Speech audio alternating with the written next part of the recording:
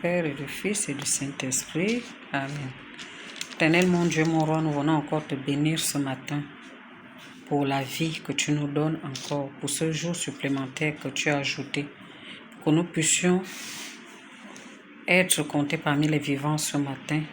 Saint-Esprit, nous t'appelons afin que toi, tu viennes nous éclairer, nous restaurer, nous orienter et nous apporter de la lumière dans tout ce que nous allons faire en cette journée. Que tu nous assises parce que nous savons que tu es toujours là pour nous soutenir. Viens restaurer les corps et les âmes. Étends ta main sur tous ceux qui t'appellent encore ce matin afin qu'ils puissent vraiment s'appuyer sur toi. Saint-Esprit de Dieu, toi qui es le consolateur, viens consoler ceux qui peinent sous le poids des soucis quotidiens. Ceux qui aujourd'hui sont affligés, Saint-Esprit de Dieu, redonne-leur le sourire. Amen. Bien-aimés dans le Seigneur, ce matin, nous allons lire Acte 10, les 7 premiers versets. Écoutons la parole de Dieu. Il y avait à Césarée un homme nommé Corneille, centenier dans la cohorte dite italienne. Cet homme était pieux et craignait Dieu avec toute sa maison. Il faisait beaucoup d'aumônes au peuple et priait Dieu continuellement. Vers la 9e heure du jour, il vit clairement dans une vision un ange de Dieu qui entra chez lui et qui lui dit « Corneille !» Les regards fixés sur lui et saisi d'effroi, il répondit « Qu'est-ce, Seigneur ?» Et l'ange lui dit « Tes prières et tes aumônes sont montées devant Dieu et il s'en est souvenu. Envoie maintenant des hommes à Joppé et fais venir Simon, surnommé Pierre. Il est logé chez un certain Simon Correur, dont la maison est près de la mer. » Dès que l'ange qui lui avait parlé fut parti, Corneille appela 2 de ses serviteurs et un soldat pieux d'entre eux qui était attaché à sa personne, et après leur avoir tout raconté, il les envoya à Joppé. Je suis allé jusqu'au verset 8. Bien-aimés dans le Seigneur, ce texte nous fait réfléchir. Le Seigneur vient encore nous montrer que c'est lui qui choisit et ce n'est pas nous. Corneille, malgré le grade qu'il avait, est resté humble. Il partageait tout ce qu'il avait. Il avait un bon témoignage. Il craignait Dieu, il était pur et pourtant,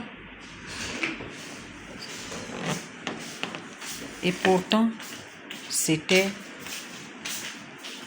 un non-juif.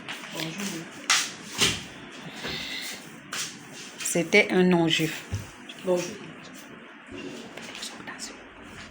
C'était un non-juif et cela ne l'empêchait pas de prier continuellement avec les gens de sa maison.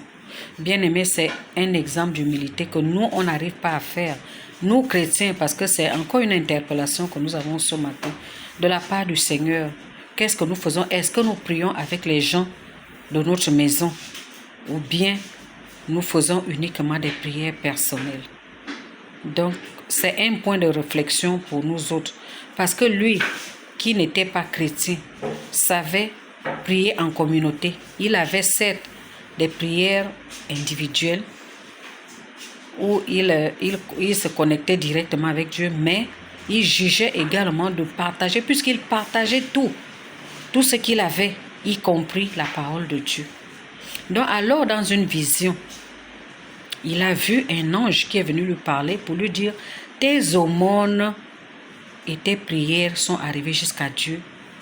Et maintenant, il faudrait que tu fasses venir Pierre. » Pourquoi Pierre?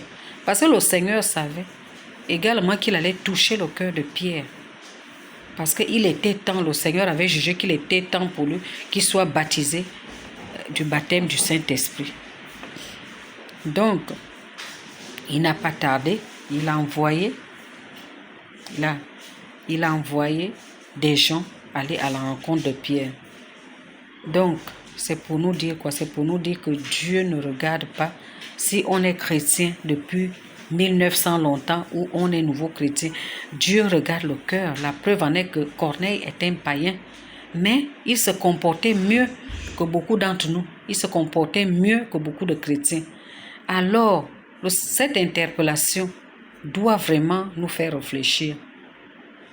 Pourquoi nous, qui sommes les hommes, nous voulons toujours exclure les autres, alors que Dieu lui-même, il dit de ne pas trouver impur ce que lui a jugé pur, parce que nous restons attachés aux vieilles habitudes. J'ai connu quelqu'un il y a de cela plusieurs années. Comme il était voleur, c'était peut-être une prostituée, c'était quelqu'un qui menait une mauvaise vie, un ivrogne. Mais le jour où il accepte le Seigneur, j'ai du mal à l'accepter parce que je le juge comme impur. Je crois que c'est moi qui suis pur. Alors, le Seigneur vient vraiment nous parler ce matin que ne rendons pas impur ce que lui, il a jugé pur. Parce que c'est lui-même qui façonne. Quand il appelle, il habille, il façonne et il change la personne. Et la personne devient une nouvelle créature. Comme le dit la parole, que lorsque tu acceptes le Seigneur, tu deviens une nouvelle créature et les choses anciennes sont passées. Donc nous, on ne doit pas rester attardés, on ne doit pas condamner nos frères et sœurs qui sont venus en Christ. Nous devons, comme le Seigneur, oublier ce qui s'est passé avant et les considérer comme purs parce que c'est le Seigneur qui nous a appelés. Bien aimé, ces exemples sont nombreux dans l'Église parce que nous le faisons toujours. Lorsque on prend par exemple, on met un nouveau responsable, il y a des gens qui ne sont pas contents, qui vont aller fouiller, qui vont juger. Or, le Seigneur nous interpelle ce matin. Ne jugeons pas, ne disons pas impur ce que lui-même il a décidé pur. Parce que quand il appelle, nous avons bien un exemple palpable.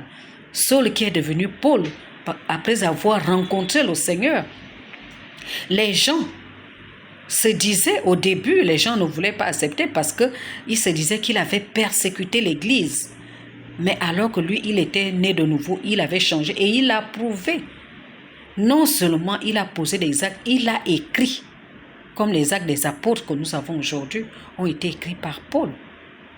Donc, bien-aimés dans le Seigneur, nous devons vraiment être prêts à accueillir ce que Dieu va chercher.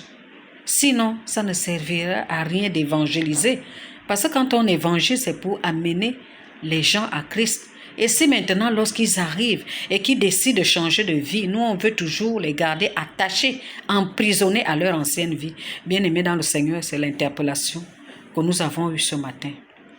Ne jugeons pas un peu ce que Dieu a rendu pur. Paix et joie du Christ et bonne journée à tous.